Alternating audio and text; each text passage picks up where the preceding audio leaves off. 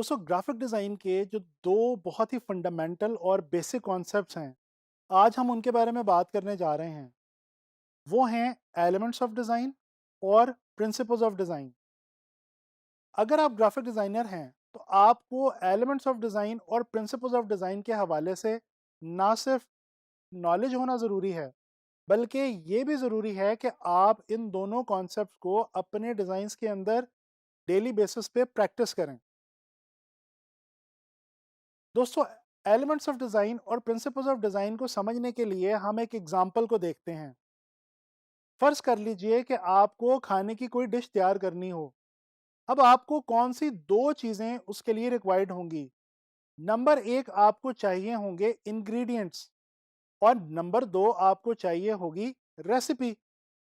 जी हाँ, इंग्रेडिएंट्स आपको प्रोवाइड करेंगी वो मटेरियल जिसके ज़रिए आप वो डिश बना पाएंगे, और इसी तरह से रेसिपी से आपको वो तरीका मालूम होगा जिसके ज़रिए से आप उस डिश को तैयार कर सकते हैं।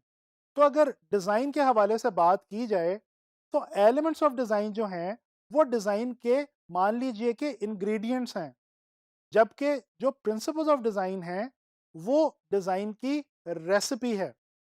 दोस्तों बात करते हैं एलिमेंट्स ऑफ डिज़ाइन के हवाले से। एलिमेंट्स ऑफ डिज़ाइन को डिज़ाइन के बिल्डिंग ब्लॉक्स भी कहा जाता है, यानी कि ये वो मटेरियल है जिससे डिज़ाइन की बुनियाद खड़ी होती है, उसका स्ट्रक्चर जो है वो वाज़ेह होता है।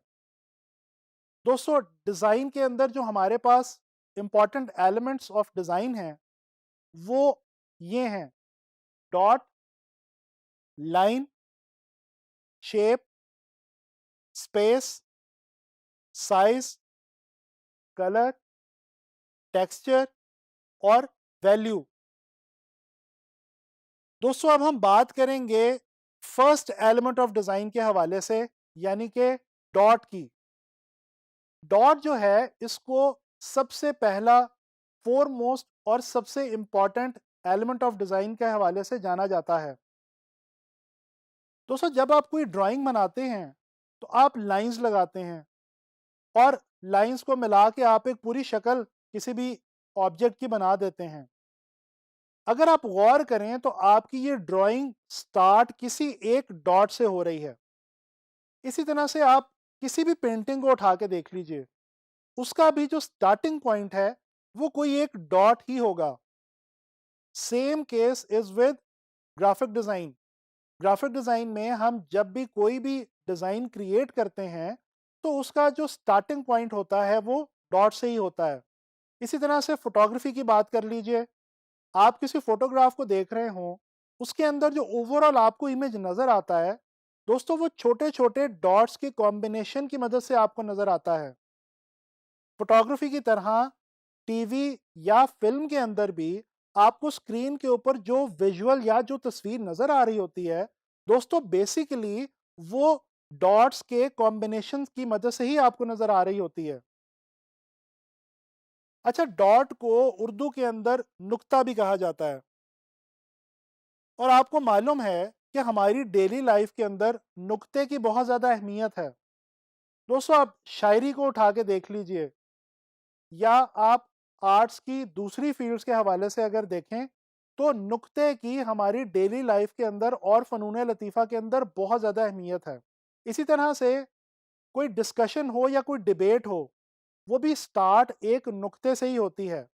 फ़र्ज़ कर लीजिए कि आप अपने किसी दोस्त के साथ बैठे किसी भी टॉपिक पे डिस्कशन कर रहे हों।